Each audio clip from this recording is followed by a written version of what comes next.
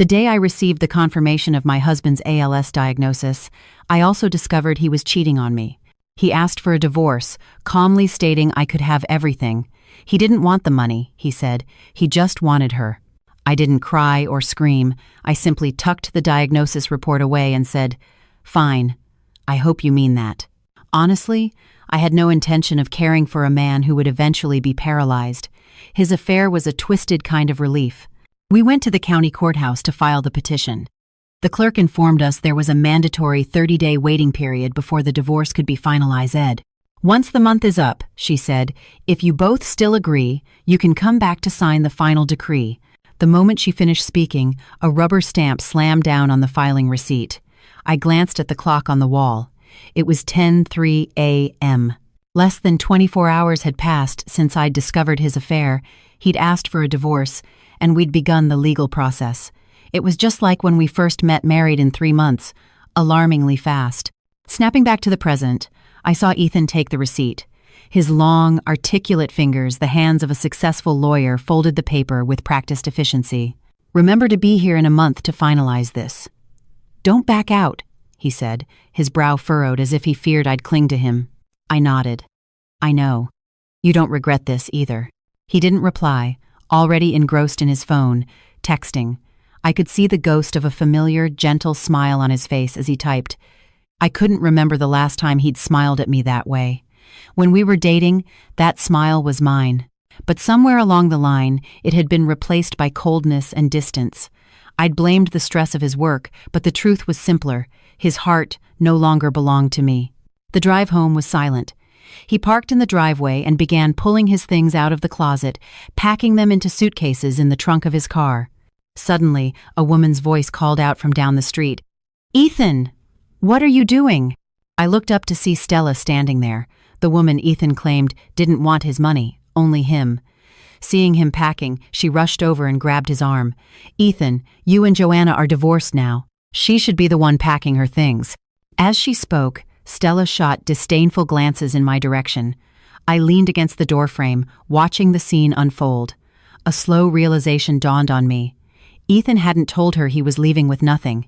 "Miss Stella," I said, my voice dripping with false sweetness, "maybe you should take a closer look at whose things he's packing." Her eyes darted to the suitcase, which was filled with Ethan's own tailored suits and expensive shoes. Her face fell. "Ethan, you're moving your things out?" He took her hand, his smile placating. "I'm coming to live with you, of course. I have to bring some things." Stella's head whipped around to face me. "Joanna, Ethan bought this condo in full. If anyone should be leaving, it's you." My gaze shifted to Ethan. He quickly pulled Stella aside, murmuring, "Stella, I agreed to give her everything. It's okay. Whatever she has now will have so much more in the future." The words "give her everything" hit Stella like a physical blow. Her face turned ugly with shock, but Ethan's reassuring promise seemed to pacify her. She took a deep breath, her expression softening. "Okay, I trust you." Then she started helping him pack. I watched them, a cynical smile on my face. Ethan, as a lawyer, was a master of protecting his own interests. Stella probably thought this was just a temporary strategy, that he would eventually get everything back from me. Too bad for her. This wasn't just a verbal agreement. Ethan had insisted on having a formal settlement agreement drafted and notarized, detailing his forfeiture of all marital assets. That's how desperate he was to start his new life with her. The mere loss of the condo had provoked such a strong reaction from Stella. Her claim of not caring about money was the most transparent lie I'd ever heard. Once the car was packed, Ethan turned to me. "I'll get the rest of my things within the month." With that, he and Stella drove away. The sprawling condo felt cavernous and empty. When we bought it, I thought this would be the home where we'd spend the rest of our lives. Now, just 3 years later, it was all over. Every corner held a memory of us, making it impossible for me to stay. I immediately listed the condo on Zillow. Minutes after the listing went live, Ethan's law partner, Mark, called me. "Joanna, did you two really file for divorce?" he asked as soon as I answered. "We did," I said. Mark sighed. "You helped him build his career from the ground up. Things were just starting to get really good for you both. He's just chasing a thrill, Joanna. Once he's had his fun, he'll come back to you." I can't believe he's throwing everything away for an assistant he's known for less than 6 months. Every word was a plea for me to reconsider, to not make a rash decision, but it was Ethan who was determined to leave. If he didn't want me by his side, how could I possibly stay? I silently pulled his diagnosis report from my purse. Amyotrophic lateral sclerosis, ALS. Yesterday, holding this paper, I was drowning in grief.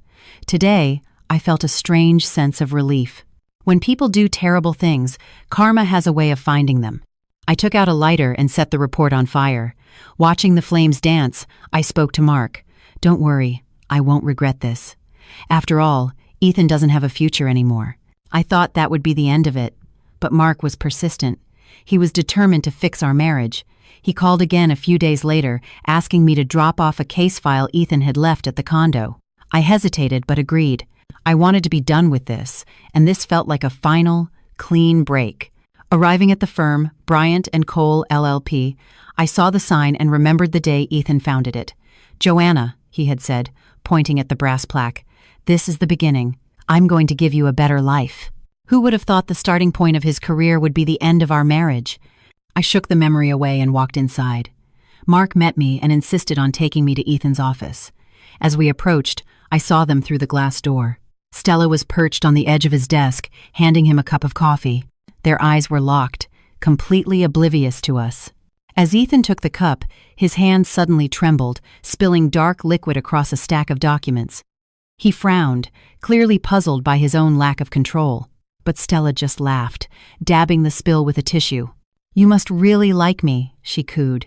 "Staring at me so hard your hands are shaking."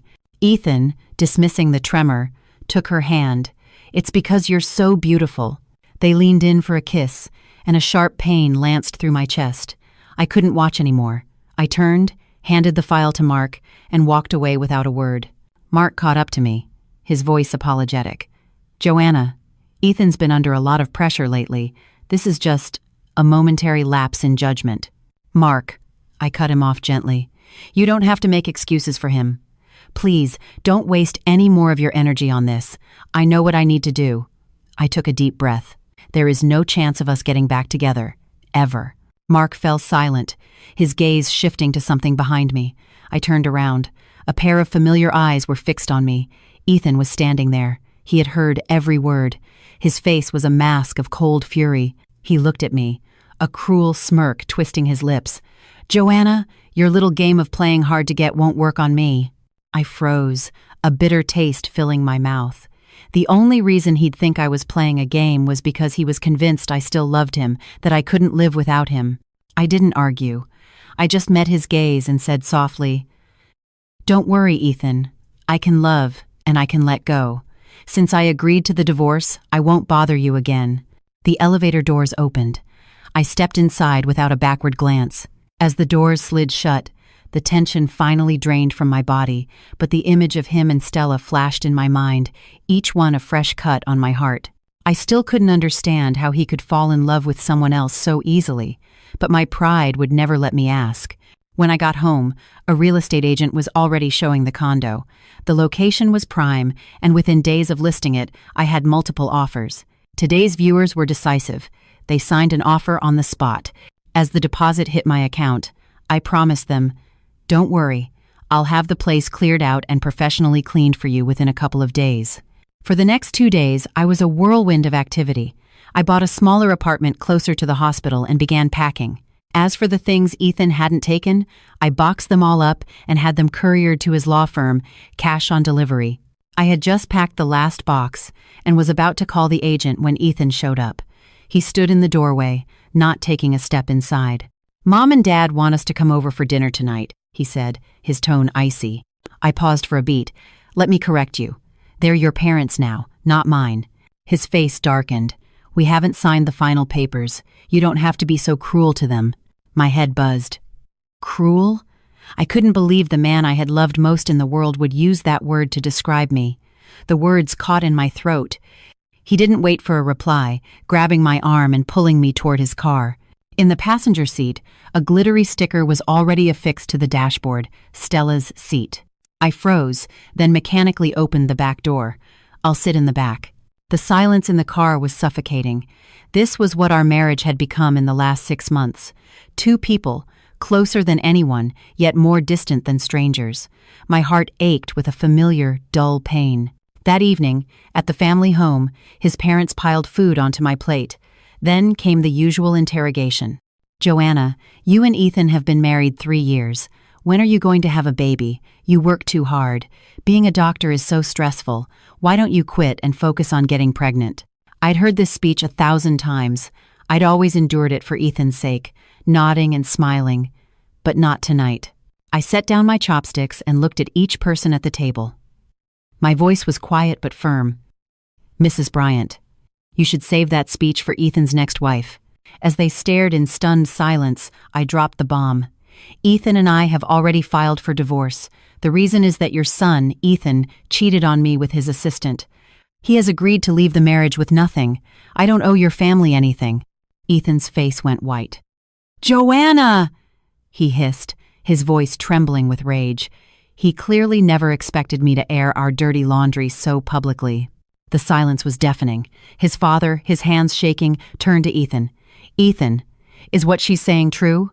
After a long pause, Ethan nodded. "Stella is a sweet, wonderful girl. I'll bring her home to meet you in a few days. I know you'll love her." He just admitted it, so brazenly. A bitter smile touched my lips. Of course. Ethan would do anything to protect the person he loved from the slightest discomfort. He had been the same with me when we first started dating, eager to bring me home, desperate to marry me. Now, he was giving Stella the exact same treatment. His father exploded. "You dare bring a homewrecker into this house? I don't have a son like you. What kind of wonderful girl gets involved with a married man?" Ethan's face hardened at the insult to his new love. "Dad, Stella and I are in love." The response was a sharp slap across his face. "This family does not welcome divorcees, and we certainly don't have a disgraceful son like you. What do you think people will say about us?" Mr. Bryant cared about one thing: appearances. He didn't give a damn about our marriage, only that it didn't tarnish the family name. Ethan stood frozen, stunned by the blow. His father turned to me, his tone shifting. "Joanna, this is a family matter. We shouldn't air it publicly. We apologize on Ethan's behalf. Don't hold this against him. We'll make sure he breaks it off with that woman. You two can withdraw the petition before it's finalized." He shot a look at Ethan's mother, who immediately rushed to my side, grabbing my hand. "That's right, Joanna. If you don't want to have kids yet, we won't push you. We can work this out. There's no need for divorce." Ethan was visibly fuming, but he said nothing, trapped by his parents' authority. He always did this, for 3 years, pushing me to be the one to confront them, to be the bad guy. Fine, I'll be the bad guy one last time. I pulled my hand away. "I'm sorry, but I'm not generous enough to accept a husband whose heart is somewhere else." My firm refusal left them speechless. Then, his mother's tone turned accusatory. "Joanna, when you two got married, he was the one who was unfaithful. But don't you have any fault in this? You obviously failed to keep your man's interest. This is going to be so embarrassing for you when people find out." A knife twisted in my gut, but I managed a small, cold laugh. "He's the one who cheated. Why should I be embarrassed?" I shook off her hand, grabbed my purse, and walked out. I hadn't gone far when Ethan caught up to me. "Joanna, wait."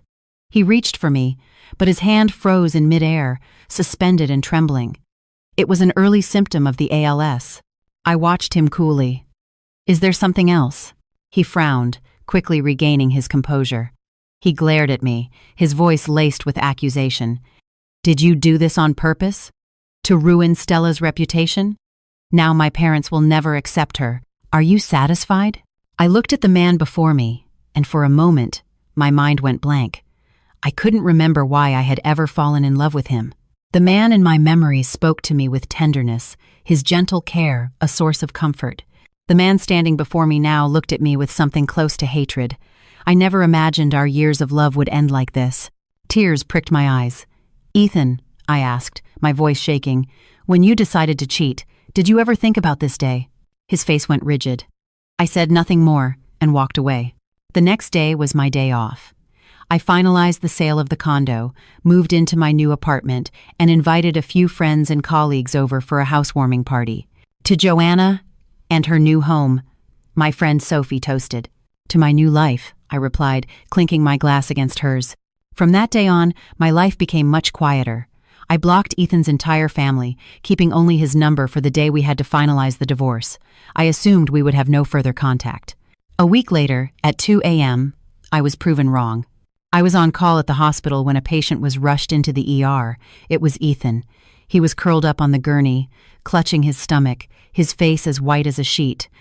His expensive suit was rumpled and stained. I recognized the signs immediately. A bleeding ulcer. Since starting his firm, his eating habits had become atrocious. I used to nag him constantly, even bringing him healthy, homemade meals. Clearly, without me, he wasn't taking care of himself at all. As I reached out to examine him, a hand shoved me back forcefully. It was Stella, who had accompanied him. "You?" she sneered, her face contorted with displeasure. "Isn't there any other doctor?" My arm stung where she'd pushed me, but Ethan, pale and grimacing in pain, said nothing to stop her. A chill went through me. I stood back from the gurney and looked at her coldly.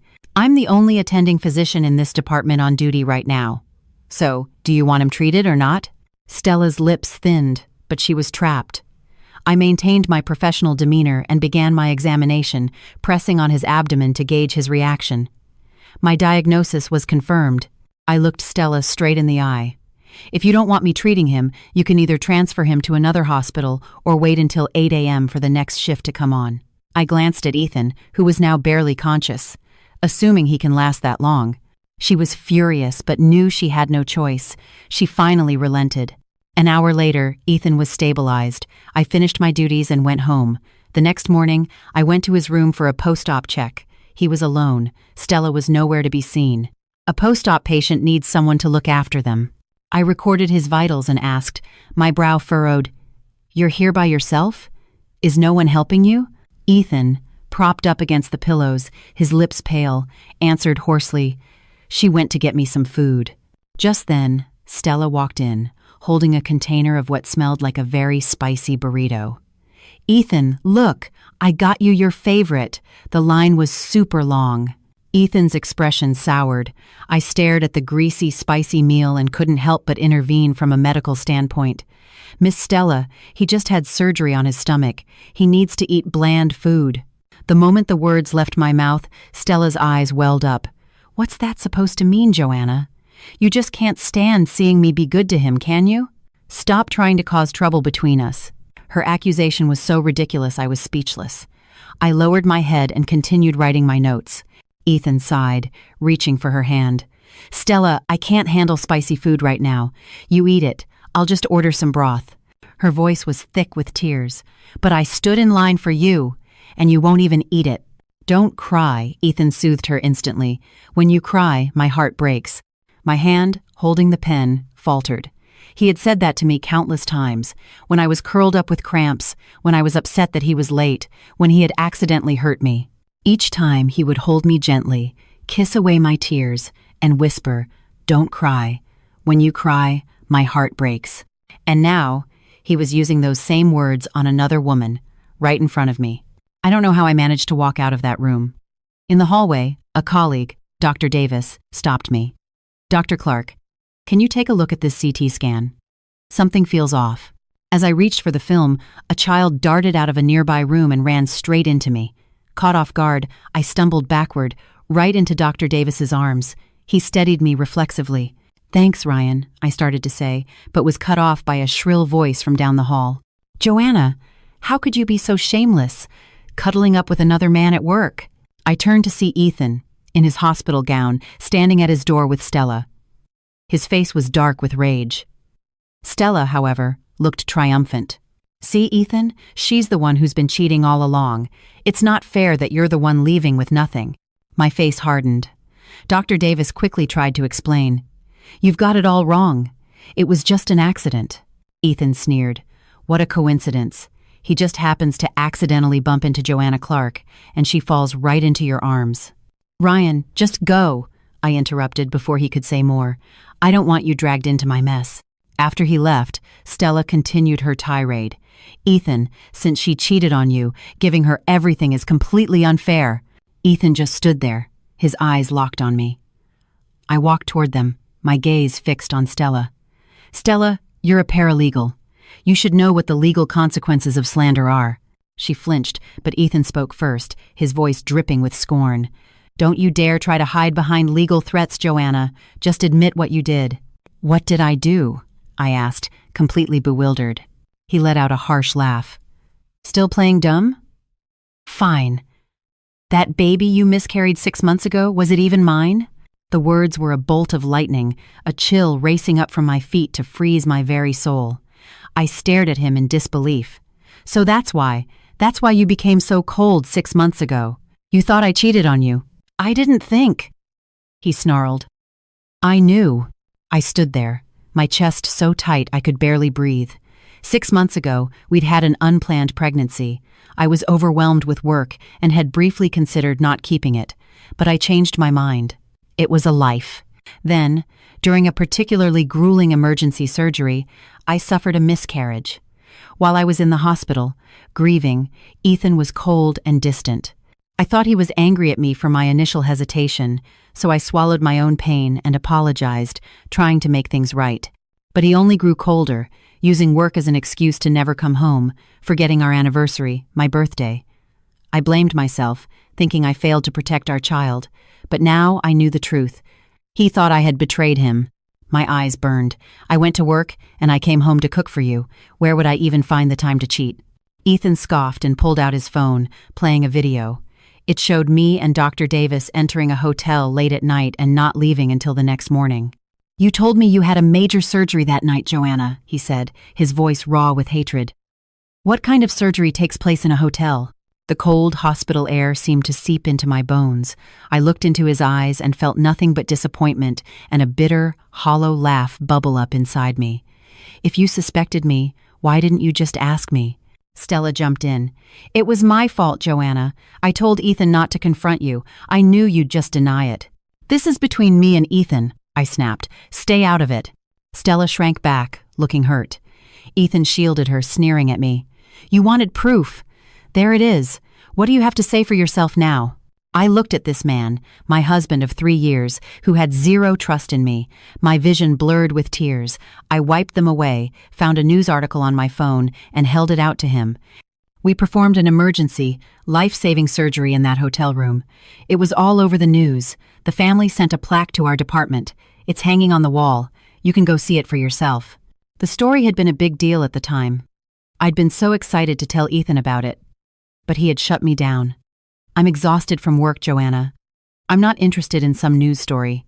If he had cared about me, about my life, he would have known the truth long ago.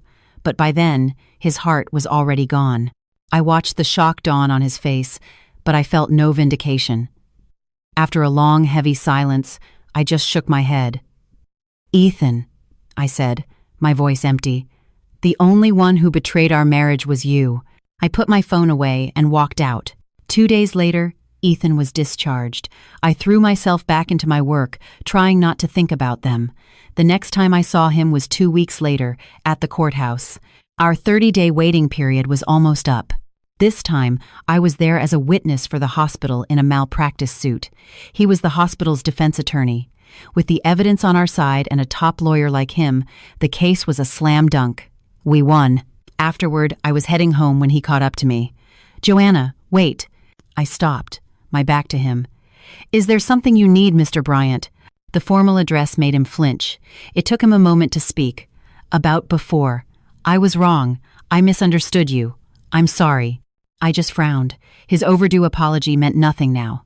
The trust was broken. His heart had moved on. Nothing could fix that. It's fine, I said. I have to go. Actually, he said, his voice hesitant.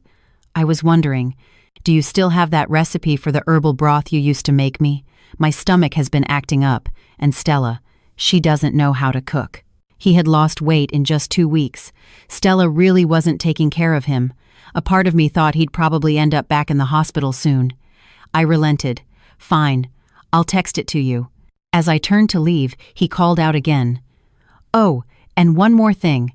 Those test results from my last physical at your hospital, did they ever come in? I froze. Before I could answer, Stella ran up, linking her arm through his, a clear display of ownership. "Joanna, the case is over. Why are you still trying to talk to my boyfriend?" Ethan didn't correct her. His silence was an endorsement. My heart sank. I turned back to him. "You can call the hospital for your own test results." I didn't want any part of their drama. I walked away. Behind me, I could hear Stella's sharp voice. "What were you talking to her about? You're not still hung up on her, are you?" Ethan sounded weary. "Stella, can you not be so paranoid? I was just asking her something. I don't have feelings for her anymore." "You're the one who's never made me feel secure," she shot back. "How can I not be paranoid?" "Stella, I let you go through my phone. I gave you my credit cards. You made me delete every female contact I have. What more do you want from me?" So, they fought. But for Ethan, this kind of fighting was probably a price he was willing to pay for love, just like I once was for him. It had nothing to do with me anymore. I walked faster, leaving their voices behind. The next day was Saturday. I went to the mall to buy a birthday present for my best friend, Sophie. I was browsing in a jewelry store when I heard a sickeningly sweet voice. "Joanna, what a coincidence." I looked up. It was Stella, arm in arm with Ethan. I tried to leave, but she blocked my path. "Ethan and I are looking for an engagement ring. Since you're here, why don't you help us pick one out?" Engagement ring. The words were like daggers. We weren't even officially divorced yet, and he was already shopping for a ring with her. Did he have no respect for me at all? I could see the smug, triumphant look on her face. My hands trembled with rage, but I forced myself to remain calm. Me, his ex-wife, helping you choose a ring? I don't think that's appropriate. Ethan looked uncomfortable, but Stella pressed on. "Oh, it's fine. You have such great taste, Joanna. I'm sure whatever you pick will be perfect." I gave a bitter smile and glanced at Ethan. Actually, my taste can be flawed. For instance, I chose the wrong husband. I then pointed to a massive 12-carat diamond ring in the display case, priced at over $1 million. "How about that one? The Star of Chicago." Their faces fell. Ethan had given up all his assets. There was no way he could afford it. Just as I expected, his eyes followed my finger to the price tag, and he froze. "Joanna," he hissed, "are you trying to humiliate me?" "You two were the ones who started this," I shot back. I lowered my voice. "Ethan, do you remember what you used to say? That when you love someone, you should give them the very best in the world." He stared at me, then took a deep breath, pulled out his credit card, and slammed it on the counter. "You're right. Stella, I'm buying it for you." Stella's eyes lit up. She threw her arms around him. "Oh, Ethan, you're the best." The sales staff beamed, but I felt nothing but a cold emptiness. He had forgotten. Years ago, he had promised to buy me that very ring. We were broke back then, and I'd told him we could get it someday. I thought he was just dreaming, but now I knew he had meant it. His love for Stella was just more real, more profound than his love for me had ever been. The man I loved had never truly loved me. The pain was suffocating. I quickly paid for Sophie's gift and fled the store. That night, my phone rang. It was Ethan. "Joanna, you sold our house." His voice was slurred with alcohol. He was drunk. I knew this tone. It was his post-schmoozing, client dinner drunk voice. But I didn't understand this game. Praising Stella to the heavens by day, then getting wasted and calling me at night. "The house was legally transferred to me," I said coldly. "What I do with it is none of your business." There was a long silence. Then, "Where are you living now? I need to see you." "There's no need. We'll see each other in a few days when we sign the final papers." I was about to hang up when he spoke again, his voice urgent. "Joanna, I regret it. I don't think Stella and I are right for each other. Can we not get divorced?" My heart seized, but I knew it was just the alcohol talking. "You're drunk, Ethan." "No, I'm not," he insisted. "Joanna, I know this is shameless, but please just listen. I have no one else to talk to." It was the first time I had ever heard him sound so vulnerable, and it was over another woman. "What do you want to say?" I asked, my own voice hoarse. "You know why I fell for Stella? She's young, vibrant. She looks up to me, depends on me. Her whole world revolves around me, you. You're not like that at all." I was silent. I'm a doctor. My life is chaos. I thought our mutual understanding of our demanding careers, punctuated by moments of quiet intimacy, was the ideal state for our marriage. The truth was, He'd grown tired of it. "You knew what I was like from the beginning," I said with a bitter laugh. He didn't respond. I took a breath. "That's all in the past. In 5 days, you'll be free to be with the woman you love. I won't stand in your way." "But that's the problem," he burst out. "After we started living together, I realized all she does is go out and have fun. She has no life skills. My stomach was killing me, and I asked for a glass of water and a pill, and she accused me of treating her like a maid. She can't cook. The apartment is a mess. I come home from a long day and I can't even get a glass of hot water." The dam of his frustration broke. This was a side of Ethan I had never seen. The composed, mature man I knew was gone. "Maybe you're only that calm when you don't really care." "Those aren't major problems," I said, trying to be pragmatic. "You can hire a housekeeper." "That's not the worst of it," he continued. "It's her jealousy. Tonight, I had a meeting with a female client. Stella was convinced I was having an affair and caused a massive scene. I lost the client. I yelled at her, and she threatened to jump off the balcony. I spent hours talking her down.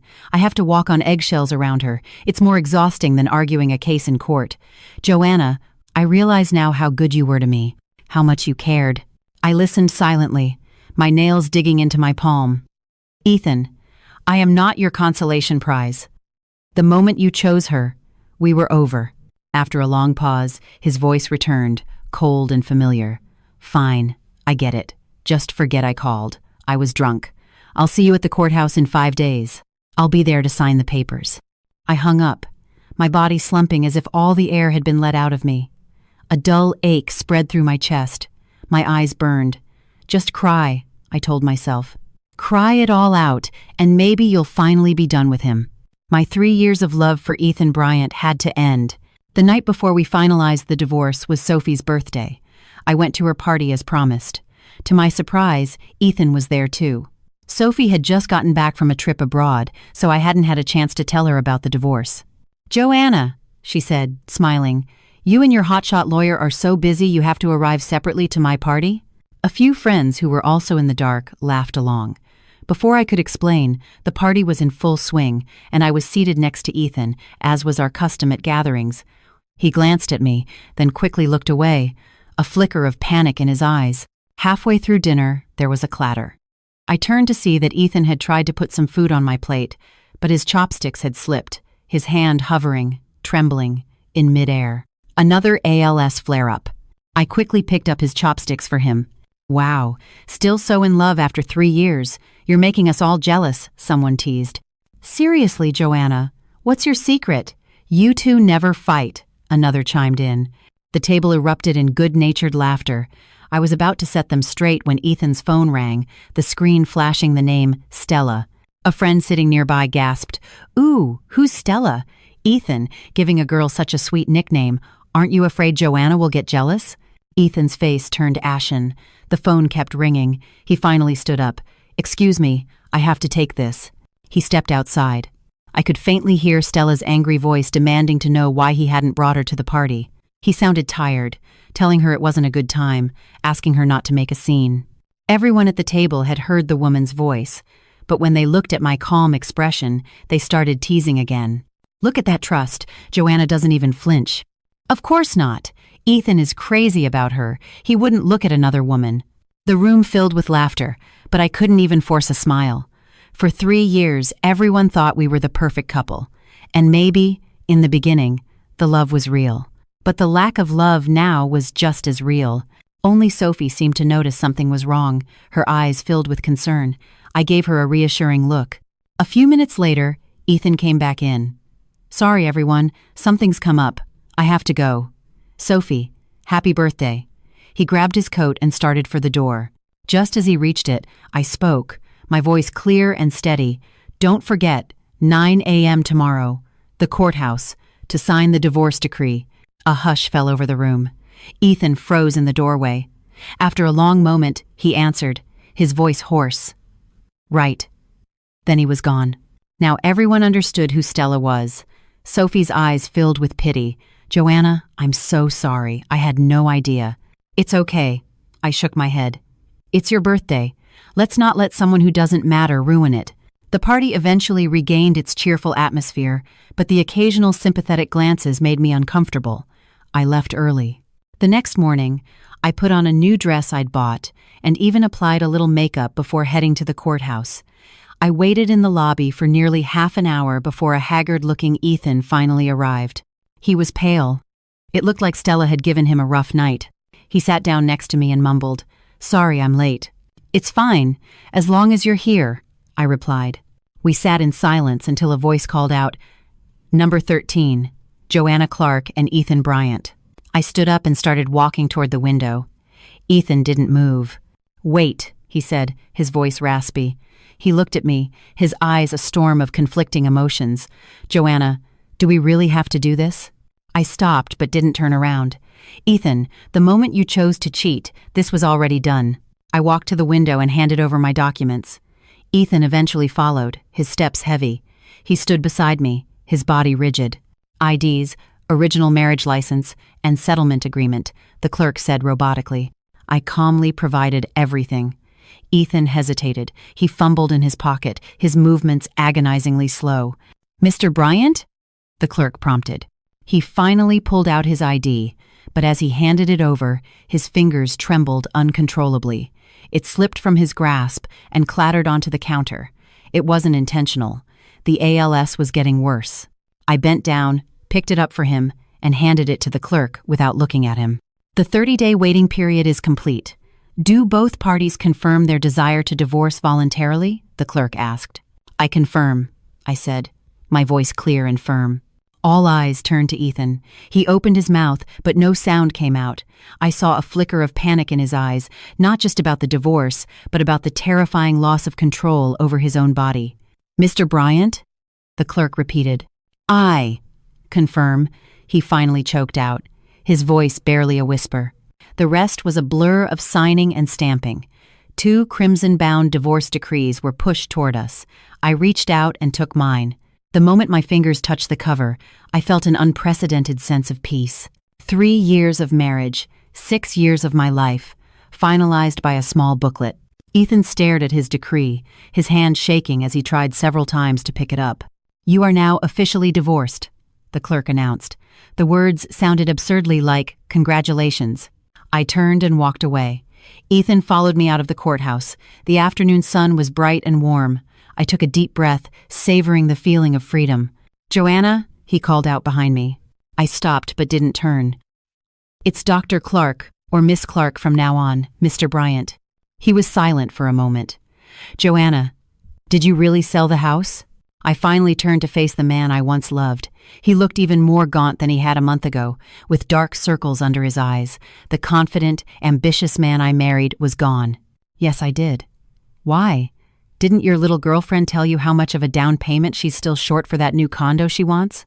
My tone was light, almost cheerful. Ethan's face went white. How did you know?" "That's not important," I said. "What's important is that you should understand now what she's really after." His lips trembled as he tried to speak, but he was overcome by a violent coughing fit, stumbling and nearly falling. I instinctively moved to help him, but stopped myself. Not my responsibility anymore. "Do you need me to call you a cab?" I asked, my voice distant. He managed to steady himself, a bitter smile on his face. "No. Stella's coming to get me." As if on cue, a taxi pulled up. Stella hopped out, her face immediately souring when she saw us together. "Ethan, did you get it?" she demanded, wedging herself between us and grabbing his arm possessively. He silently handed her the divorce decree. She inspected it closely, then her face broke into a radiant smile. "Finally, we can be together for real now." She turned to me, her voice dripping with condescending victory. "Thanks for making this happen, Joanna." I looked at her young, calculating face and felt a wave of pity, not for myself, but for Ethan. "You're welcome," I said flatly. "I hope you two will be very happy." With that, I walked to my car, got in, and drove away. Through the rearview mirror, I saw Stella chattering excitedly while Ethan's gaze followed my car until it disappeared. The look of regret in his eyes was profound, but it no longer concerned me. Driving away, I made a call. "Hi, it's Joanna Clark. How's the renovation on my new place coming along?" "Miss Clark, we should be done by next week. You can move in anytime." "Perfect, thank you." I rolled down the window, letting the early summer breeze fill the car. It smelled of fresh-cut grass and freedom. A month later, I moved into my new home. It was a modest apartment near the hospital, but the view was incredible. I designed it myself, bright colors, comfortable furniture, and plants everywhere. There was no trace of Ethan's preferred cold, minimalist aesthetic, none of his heavy law books or his fully stocked bar. This space was mine. Sophie and a few friends came for a housewarming party to Joanna's new life, Sophie toasted. We drank wine and laughed, and for the first time in a long time, I felt truly happy. You know, one friend said, leaving him was the best thing you could have done. His reputation in the legal community has tanked. I wasn't surprised. It's not just the divorce, she continued. I heard he's been messing up major cases, even nearly collapsed in court. Rumor is he has some serious health problem. Another friend chimed in, and that, Stella, is a piece of work. She's been using his name to take on side gigs, overcharging clients, and completely botching them. Ethan has to clean up her messes. Sophie took my hand, and I heard he's been asking about you, that he regrets everything. I took a sip of my wine. That has nothing to do with me anymore. 2 months later, at the hospital's annual awards ceremony, I was named Physician of the Year for my work in emergency medicine. Standing on the stage, I accepted the award as the auditorium filled with applause. As my director listed my accomplishments, my eyes scanned the crowd and locked with a familiar pair.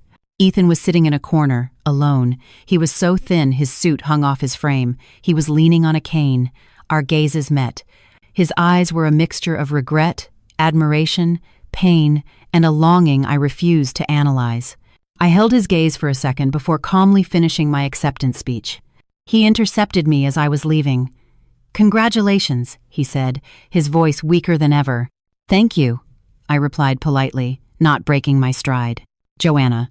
"Dr. Clark," he corrected himself. "Can we talk? I have a surgery in 10 minutes. 5 minutes.